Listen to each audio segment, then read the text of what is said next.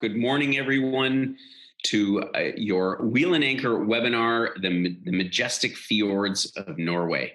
I'm very excited to bring you this program this morning and to give you some information about this trip that we're going to be going on next May of 2021, or at the end of April is when we're going to be leaving. In fact, we should be there now, and so. I'm pining to be in the fjords right now, but as the case may be, given the pandemic at all, we couldn't go this year, so we're going to be going next year. So let's get started with our webinar this morning. And first of all, for those of you who haven't joined us this morning, who haven't joined us on our webinars before, let me give you a brief preamble of what we're all about at Wheel and Anchor. We are a travel community, so we differ a little bit than your average travel company, because my focus, our mission, is to bring travelers together. And so what does that mean? We're really about the community. We're about a bunch of like-minded friends. It's like traveling with a bunch of friends who have the same passion, the same aspiration to see some amazing places around the world. And we're also a little bit different because we're not a huge company. In fact, I'm involved in the creation, the planning of every single tour. So it's not every day that you necessarily get to talk to the person who actually builds the tour. It's not just me alone, of course. I have some people that help me. But this small, intimate environment is really what we're all about. And I love to get feedback as well from members. That's part of what makes us special as well, is that we are all about getting input from members about where we go and even some of the types of things that we do along the way. Personally, I have a vision for all of our members, which is that we become well-traveled and well-connected. In fact, that is kind of what's behind the name Wheel and Anchor, right? The wheel is all about travel. It's about movement. It's about, it's about going forward. And the anchor is the connection that you have not only to the people that are in our community, the other members that you meet along the way, but being connected, being grounded in some of the countries that we visit, the people that we meet along the way. So that's my goal for all of our members. And I think that when you are a well-traveled and a well-connected person, it just makes you more worldly. It has you bring a lot of, has you benefit a lot from your life. So joining me this morning on our webinar is my colleague Joel Curry, who's always providing technical support, and he plays a very instrumental role in monitoring the chat room. So if there's any questions that come up, that Joel will know and will let me know at the end. The plan for today, as usual, we have a great group of members. I see we've got quite a large turnout this morning, so I'm very pleased about that. And what we have in common is you're curious about Norway, what it's all about. You've probably heard a lot about the Norwegian fjords, and I'm here to be your guide today, your virtual guide, and explore as I take you on this journey across the country of Norway. And up the coast through some of the most spectacular coastline you'll see anywhere in the world. That is what our webinar is about this morning. Norway, let me just give you a couple of words about the country as a whole. There are literally almost 1,200 fjords in Norway. I mean, it's kind of what Norway is synonymous with. But beyond all that, and that is I can't understate how spectacularly beautiful that is, but there's a lot of other things that I think that you should know about Norway in case you haven't figured it out or sort of researched it before. But Norway lies quite high, quite far north in the northern hemisphere. In fact, it's bisected by the Arctic Circle, and so one of the reasons that this Hurtigruten, this original coastal steamer route exists, was to supply all of these remote outposts along the coast with cargo, bringing passengers from port to port, and they can do that all year round because of the Gulf Stream, and that keeps the ports ice-free. Literally 365 days of the year. And the ship goes up 365 days of the year. Other things that we know about Norway, because let's face it, we don't know about Norway. We hear from time to time that it is one of the countries that always leads the standard of living around the world. Of course, they had the Olympics there twice, in Oslo and in Lillehammer. Yeah, as it says here, they consume a lot of coffee in Norway. I think that's perhaps because of those long winter nights that never end. So they need a lot of coffee to keep them going. Looking at the map of where we're going to cover a lot of the geography of the country. There's so much to see. I've been to Norway in total, I think 11 or 12 times. I have seen a lot of the country, and there is literally, in a relatively small country, I mean, it's long and narrow, but geographically speaking, it's a fraction of the size of Canada, but there's so much diversity to the landscape here. We're going to start off in Oslo, the capital, and spend a couple of days there before going across the country by train overland, which is a magnificent trip in and of itself. So I say to people, if anybody doesn't have the time to go and do all the fjords, which would be a mistake. But if you do one thing in Norway, you must take the train, and the so-called Norway in a nutshell, from Oslo to Bergen, and it'll be our first glimpse of the fjords. I'll tell you a little bit about that. We'll get on our ship and we'll do this round trip voyage all the way up the coast to Kirkenes on the Russian border and all the way back, 11 nights on board. I'll tell you a little bit about why I chose to do the round trip voyage. You could theoretically do it one way, but let me get into that. And I think when you see some of the photos, you'll have a sense of why we do that. And we'll end the trip then in Bergen and fly back home from there. So jumping right into our day-by-day itinerary, as I say, we're going to start off in Oslo, the capital, on the 29th of April, which means that we'll fly over from Canada the night before. And we don't have any direct flights between Canada and Norway, so we have to connect in London or Frankfurt or Munich or someplace like that, or Amsterdam. And we'll arrive in Oslo. And Oslo it's quite a fascinating city. It's small. It's one of the smallest capital cities in Europe, with about 500,000 people. And yet it has some of the most amazing architecture. It sits on the Oslo Fjord. That's the harbor front that you can see here. And I find it a truly remarkable city, because it has sort of it has more of a small town feel, needless to say, with only 500,000 people in it. But it has some brilliantly modern architecture. It is immaculately clean. The public transit system is state of the art, goes everywhere, and is super simple to use. The other interesting thing about Norway is that what you'll find is that everybody speaks English. So, I mean, they teach it right from grade one, and I have yet to meet a Norwegian that doesn't speak excellent English. So Norwegian's a pretty tricky language to learn. So, and given that there's only about 4.5 people in the country, 4.5 million people in the country, wouldn't make a lot of sense. So we're going to pull into Oslo, and we're going to spend 3 nights there. So we'll have the first afternoon, depending on when we arrive in at leisure. We get to use the super fast airport express train. I'm a bit of an infrastructure buff. I love trains and anything that makes a transportation efficient. And so the airport is 55 kilometers outside the city, and we'll be downtown in literally 24 minutes, I think the trip takes. It is really an amazing feat of engineering. So we'll stay right in the center of Oslo, in fact, adjacent to the railway station. It's a lovely hotel I've used in the past. And we'll have a couple of days to explore the city. What are we going to see in Oslo? Well, as you've seen from the last couple of pictures, there are some very modern, striking buildings as part of the architecture. In particular, the Opera House here, which was designed to sort of melt into the fjord. It's a very fascinating piece of architecture. We will be staying literally about 2 blocks away from it. So if there's time, perhaps we can even go and catch a performance in this theater. In fact, it was completed since I was last in Norway, and I'm very, very anxious to see it myself. We'll have 2 full days in Oslo, and I think it's worthwhile.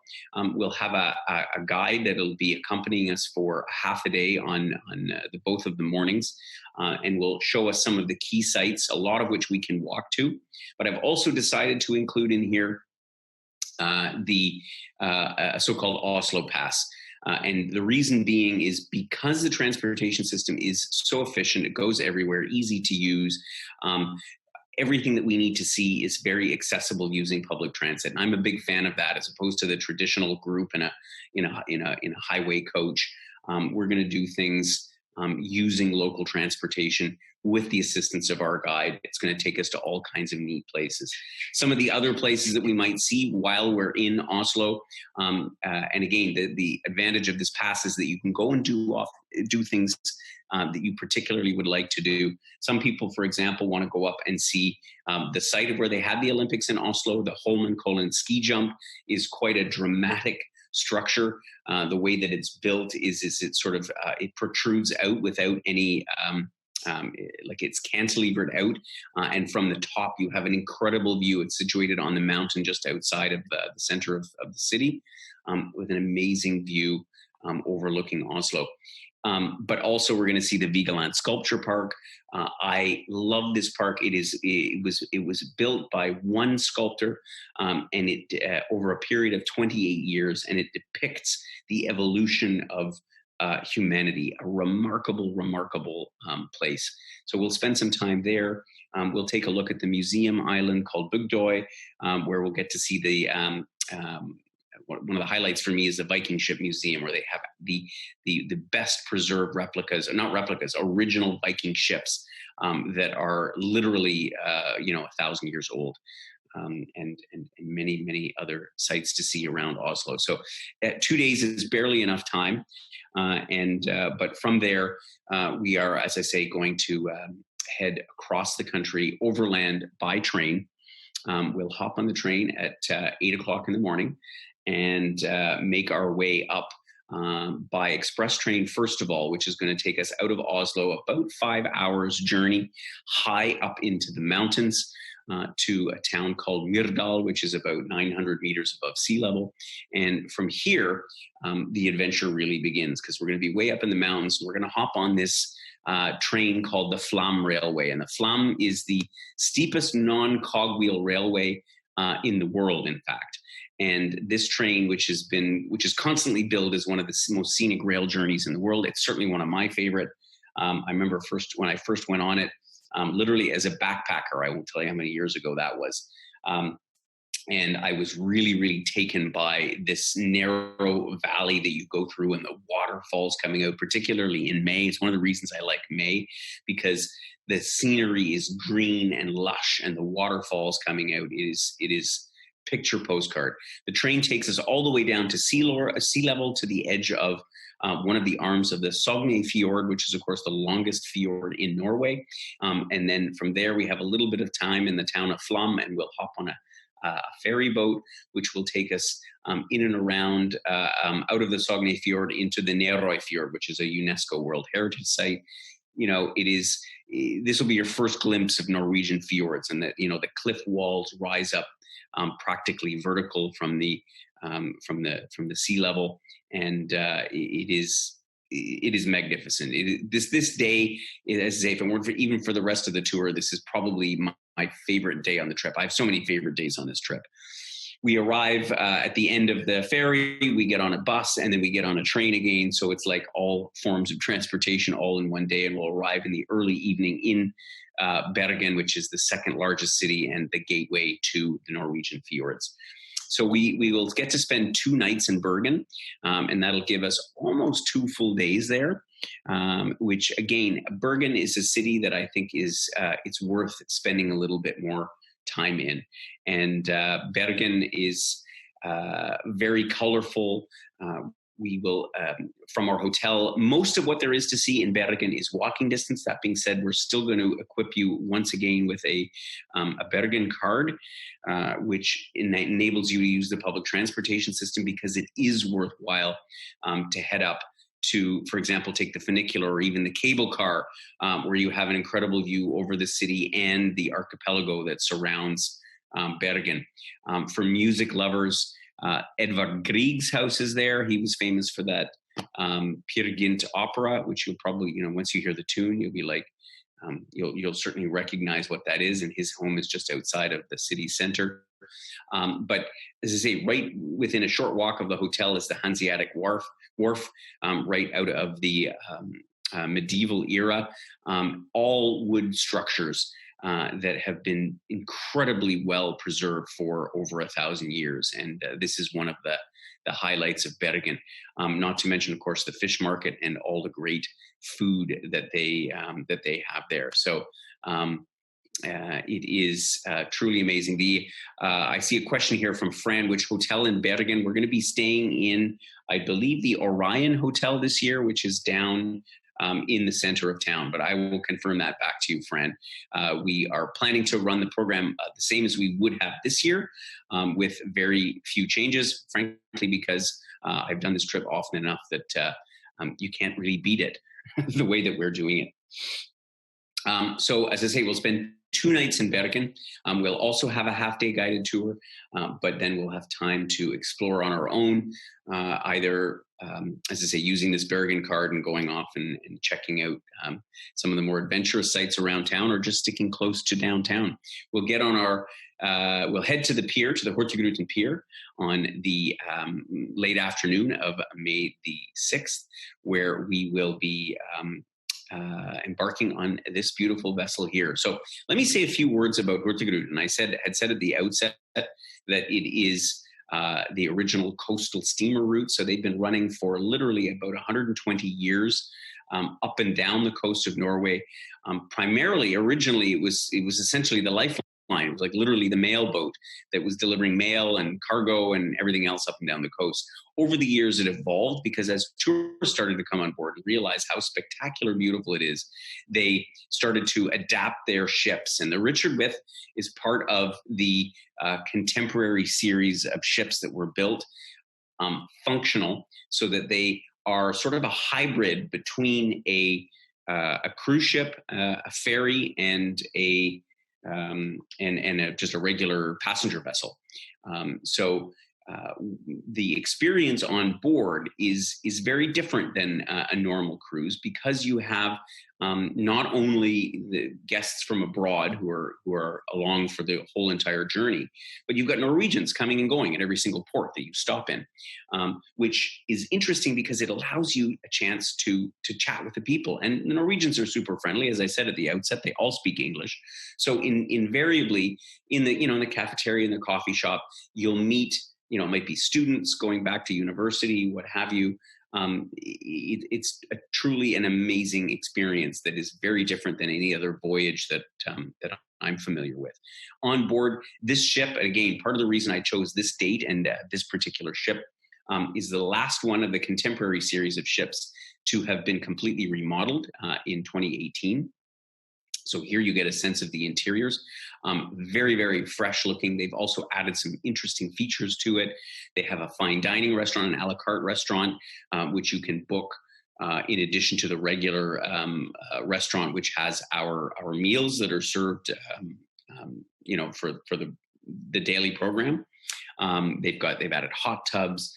They've added a bunch of new suites on board, and they've really given everything a very fresh look to it. So I'm super excited to be going on this particular vessel. I've been on many of the vessels in the fleet, and it's really wonderful. And again, it's a working vessel, so you'll see as you stop at each port, and there's 34 of them, that there'll be cars that come are onloaded and offloaded. There is cargo coming and going, people. So there's sort of a buzz of activity that's always happening. Anyway, let's continue on our journey up the coast. We're going to be heading out of Bergen overnight, and we will be making some stops. The trip goes all day and all night. So the ship is constantly in motion, and so some of the ports you won't see because you probably won't get up at 2 or 3 o'clock in the morning to get off at Florø and some of these smaller places that we stop in. The nice thing is, though, you can get off at every single one if you want to. There's no restrictions. You can simply walk off the ship and meander around in each of the ports, and that again makes it kind of a different experience. We will arrive the following day, and I'll touch on some of the highlights because, as I said, there's 34 ports. We're going to be hitting them all twice. So it means we make 68 stops along the way. And so I'm going to touch on some of the highlights. ALESUND for me is one of the most beautiful cities that I've ever seen, particularly when we get off the ship in ALESUND. I will encourage everybody, or Paula will encourage, because she's going to be the one hosting the trip next year too. We'll take a walk up to Mount Axla, where you have this incredible view of the city, which is an Art Nouveau city. It was designated as such by, not by UNESCO, I think it is a UNESCO city as well, but by the Art Nouveau Society as being one of the top Art Nouveau cities in all of Europe. And the archipelago around, truly, truly magnificent. So that's going to be the highlight of that particular day. We will be passing the Geiranger Fjord, and it'll be fjord, mountain, fjord. It's just, and each one is a little bit different. As I say, the scenery, you could like literally park yourself in a chair in the observation deck, and go and go and go, and you wouldn't even have to leave, because the scenery is so amazing along the way. So we'll continue up the coast from ALESUND. We'll hit Molde. We'll come up to Kristiansund, and eventually the following day, our big stop will be in Trondheim. And Trondheim is the third largest city, in Norway. When we do the trip back south, we'll actually have a guided tour by coach, and we'll go into the city and we'll see the Nidaros Cathedral, which is one of the largest Gothic cathedrals in all of Northern Europe, all of Scandinavia. But on the way north, we don't have an excursion included. But the nice thing is that, as with most of the cities, is that the ship stops pretty close to the city center, so we can walk out and take things in at our own sort of pace. And so that's certainly what we're going to do in Trondheim. We have several hours there. It's known for, among other things, they have a musical instrument museum called Ringve Museum. But what I find really cool is Trondheim is, like so many places in Europe, is a very bicycle-oriented city, and they have this neat bicycle lift, because the city, like most of them in Norway, is very hilly.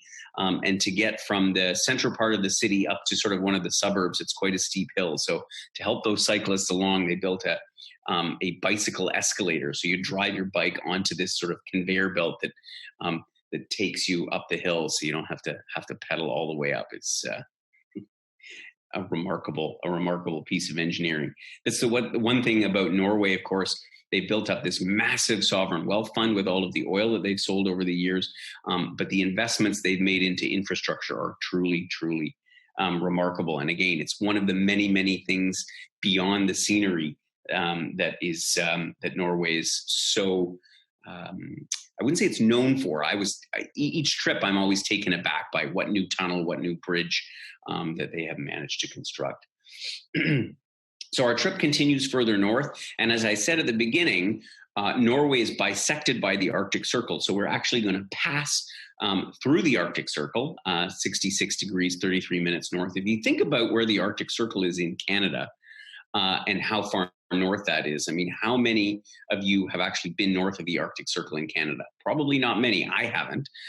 But in Norway, you're barely halfway up the length of the country. And as I say, because of this Gulf Stream, the temperature is quite mild. So there's a little ceremony on board. I won't disclose exactly what that is as you pass the Arctic Circle, but we will enter in, our last stop sort of on the mainland will be a town called Bodø, and then we'll cross out into the open seas and head for the Lofoten Islands. And so the Lofoten Islands, I'll tell you a little bit about on the southbound part of the trip.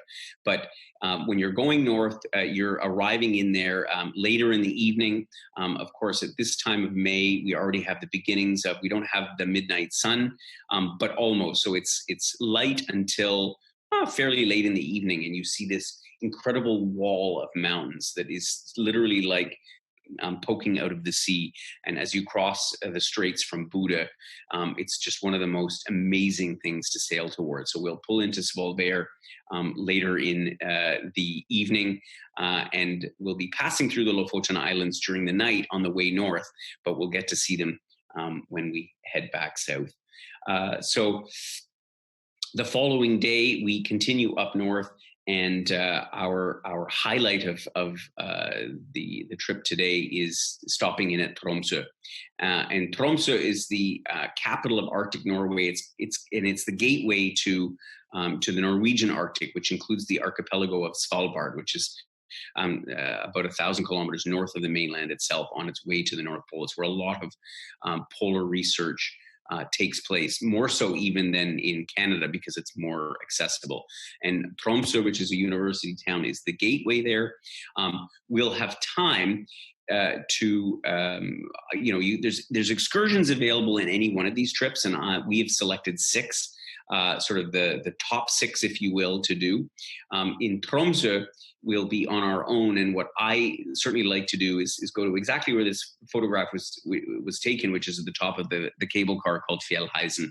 And from here you can get this view, but it'll be during the day because we'll be there in the afternoon, overlooking Tromsø and this incredible archipelago and the mountains in the background. Again, the scenery is absolutely, bar none, some of the most incredible you'll ever see.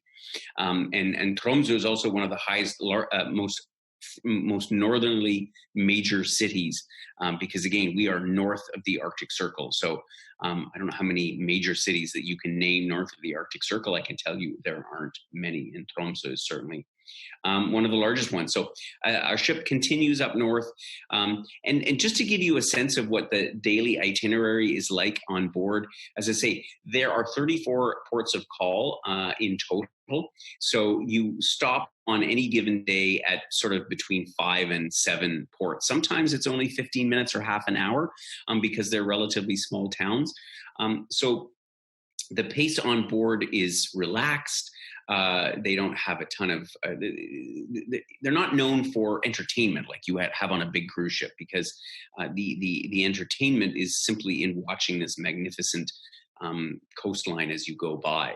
And when we arrive up here in Honningsvåg, we'll be heading out on an excursion that we've included for obvious reasons, because you can't circle around the North Cape without actually going to this spot here. They've created an incredible interpretive center and a big globe that is right at the edge of that cliff that you see in the picture in front of you. And you can stand at the most northerly point in Europe, which again, to make that comparison in North America, how far north you'd have to be, you'd be somewhere up on Ellesmere Island. And they've done an incredible job here of explaining the significance of this part of Norway that during the world, during both World Wars, but in particular World War II, the number of battles that were fought way up here in the middle of nowhere is remarkable. I had no idea, and sunken battleships everywhere in the sea. It's really, really fascinating. So we will actually, at this point, because we'll have passed the North Cape, the ship actually heads back south, believe it or not. It doesn't seem that way because the way our two-dimensional maps look like, you look like you're still going north, but you actually head back south. And on this day is when we reach Kirkenes, which is the end point, the furthest, it's not the furthest north, but it's the furthest port on the itinerary. You can't go any further because it's basically on the border to Russia. In fact, we will do a day trip over to the Russian border, where we can come right up. It's the one of the only places where a NATO country touches directly onto Russia. And so you can go right up to the border, but of course you can't even put a foot across, because they warn you very clearly that the Russians are watching. And but it's a neat feeling to also understand the significance of this particular frontier in the very far north. So here in Kirkenes, the ship will disembark those who are only going one way, or re-embarking for those who are taking the southbound voyage. We'll turn around and we'll do the whole thing in reverse. Why? And I think this is an important point, because people ask me, well, why would I do the same trip, in both ways? Well, they have been very careful in designing the itinerary, and the ship schedule has not changed, certainly in the last 20 years. I don't know how long it's been going on the same schedule, but I started working with Hurtigruten about 20 years ago, and it's been the same schedule ever since. So the ports that you hit during the day on the way north, or I should say during the night on the way north, you will hit during the day on the way south, more or less.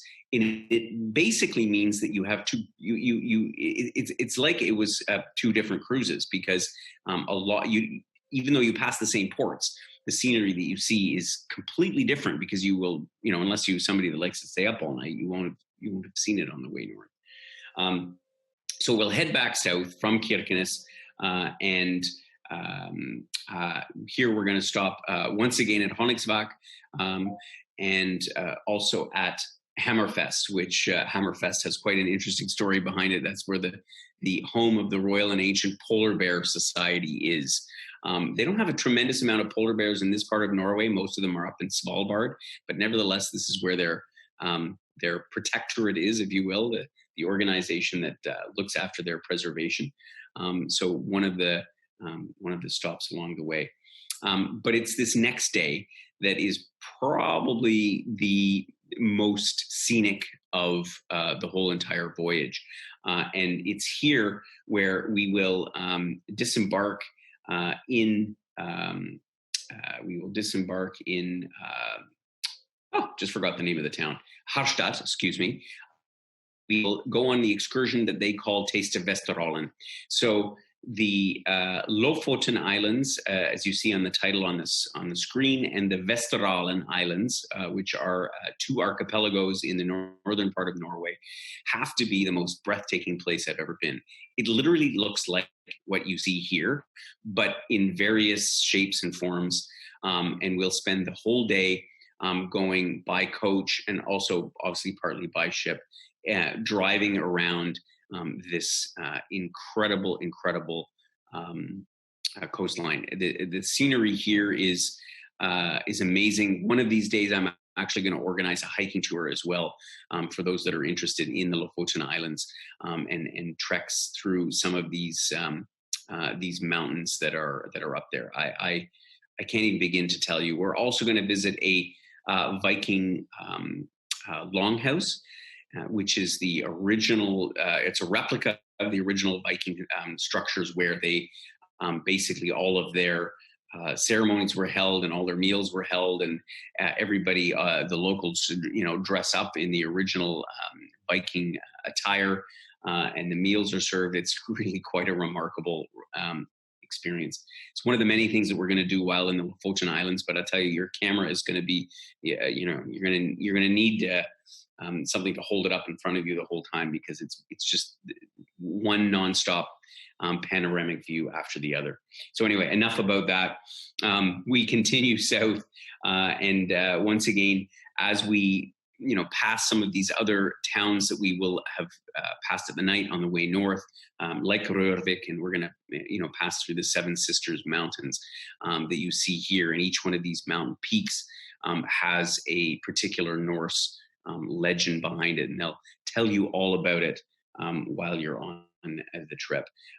As I mentioned, as we continue south, we're going to stop in Trondheim and take an actual tour and visit the Nidaros Cathedral, as well as a number of other sites.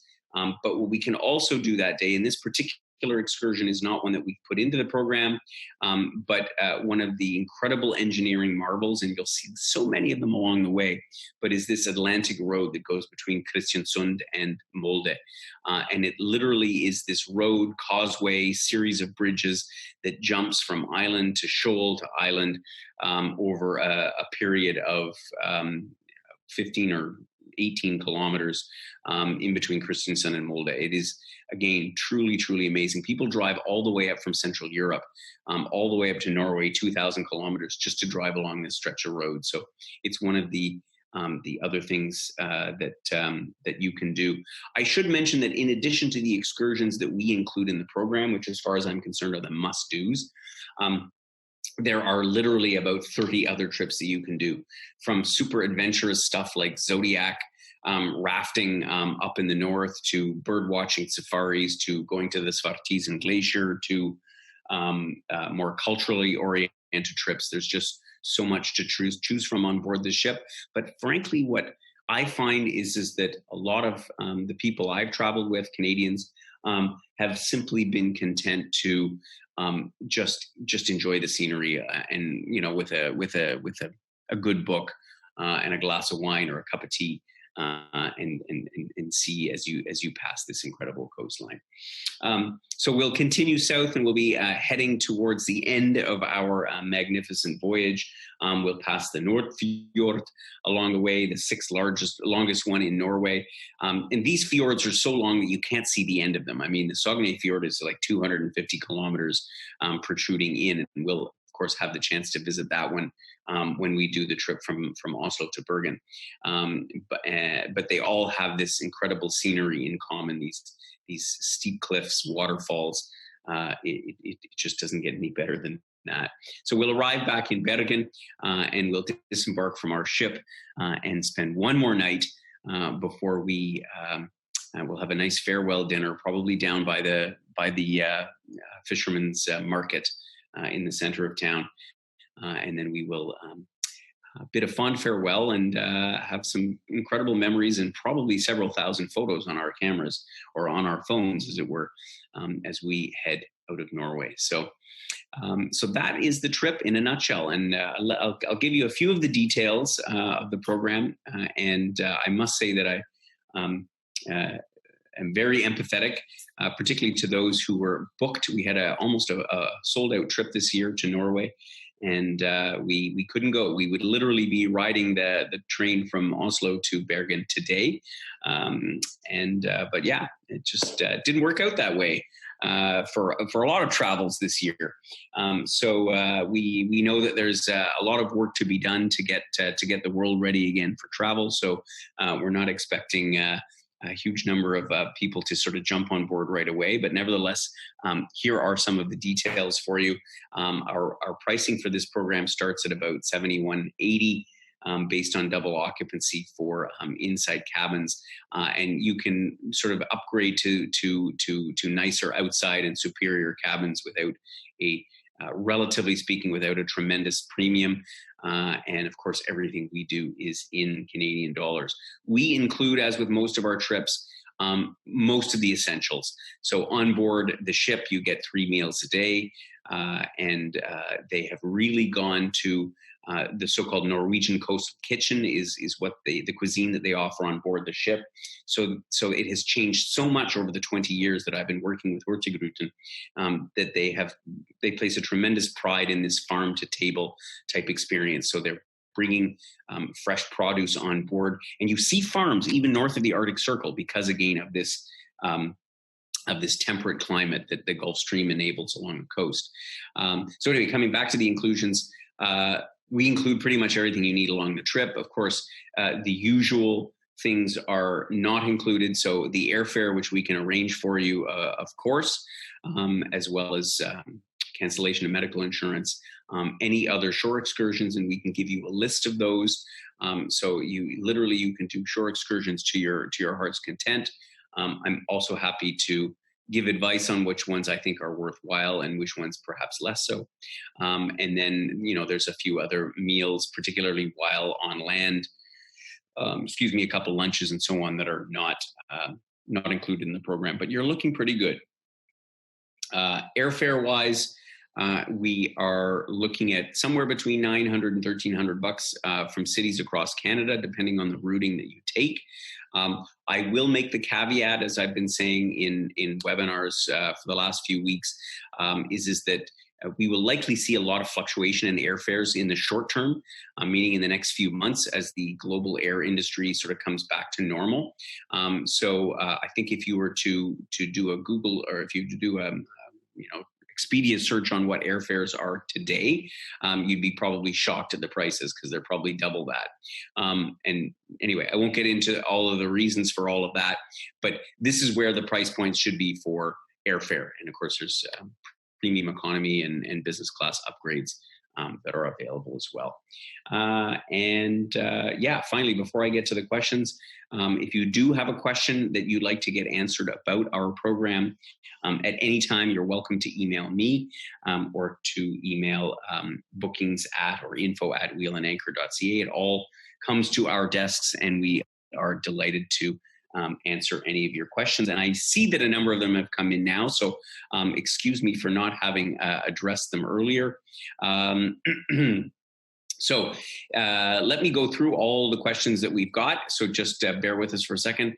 So Diane asks, what hotel have we chosen for Oslo? We're going to be staying at the Opera Hotel in Oslo, which is directly adjacent to Oslo Sentralstasjon, the main railway station. I think it's a lovely hotel. I've stayed there numerous times, and again, it makes it easy because you can arrive in any time that you want. So we don't prescribe flights. We recommend a flight connection, often on Icelandair actually. But this way, no matter when you arrive, it's very, very simple. The Flytoget express train leaves directly from the terminal and takes you to the Sentralstasjon, and then you get off the train, and 50 meters later, you're in the lobby of the hotel. So that's how it works.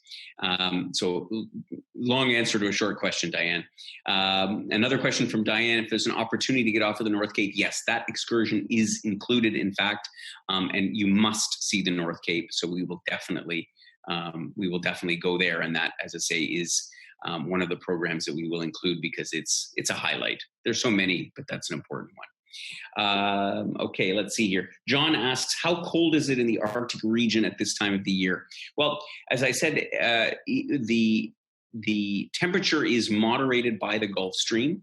So you can find a climate in the south that would be probably similar to like British Columbia, like Vancouver.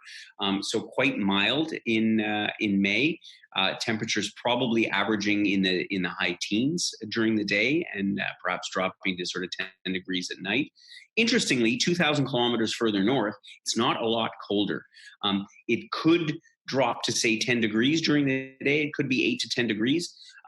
It is unlikely that it will go below freezing at all. It could be single digits overnight, but I have traditionally gone, most of the trips that I've made to Norway had been in May. And yeah, you need to have a lined jacket, but it's not winter. It's not the Arctic that you would have in Canada in April. That's for sure. Vina asked, I've heard Norway is expensive. What can I expect? Okay, Vina, Norway is expensive. It is undoubtedly one of the most expensive countries in the world. They're a big exporter of oil, and their currency is just is valued quite high, and people earn very well in Norway as well. So particularly the things that would affect our members most would be alcoholic beverages. So they are pricey. You can expect to pay $10 to $12 for one beer. And an average bottle of wine starts at around 50 or 60 Canadian dollars. So that definitely hits you in the pocketbook. I always say, bring what duty free that you can, have a little tipple here or there. And then otherwise you have to indulge yourself. It's one of those places where you get what you pay for, and it's worth the price of admission. But yes, it is an expensive country. Helen asks, shipboard credit on this trip. Yes, last year we had a special arrangement with Hurtigruten to get a special shipboard credit. We are still negotiating that. So I didn't put it in the inclusions because I haven't gotten a commitment from them yet. But if we can extract that from them, you will get that as well. So it's just a lot of things have been happening this year. I mean, with everything that's going on. So there's still a few little unanswered questions, but I certainly hope that we can get that for you, Helen. Let's see. Gina asks, how rough are the seas? Good question. Most of the time we are cruising sort of in the fjords and almost like an inland waterway. So you're in fairly protected waters. There are certain segments, there are 3 or 4 points when you are out and quite exposed to the North Atlantic. So it can be a little bit rocky. I mean, these Hurtigruten ships have been designed with extra long stabilizers that protrude from the ship, and they minimize the lateral roll, that sort of side-to-side motion. But you can definitely feel the movement. I mean, these ships, the Richard With has a capacity for about 550 odd passengers.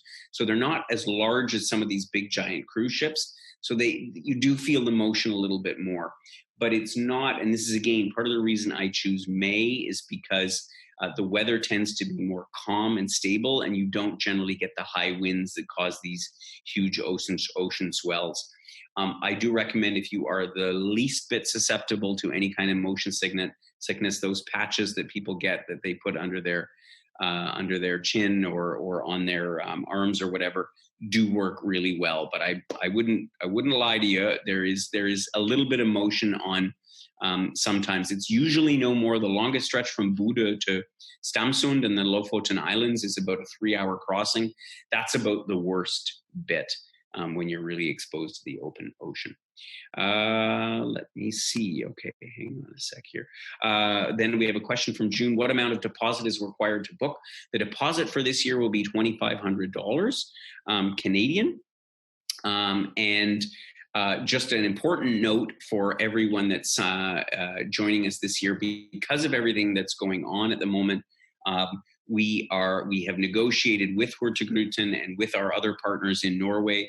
So there is no penalty for a cancellation up until August the 1st. In fact, that we may even extend that, but for sure now at this point, up till August the 1st. So if you decide to book a spot now, then you'll get 100% refund if for some reason you decide to cancel between now and August the 1st. So we're trying to do what we can because we understand the challenges and the concerns that people have.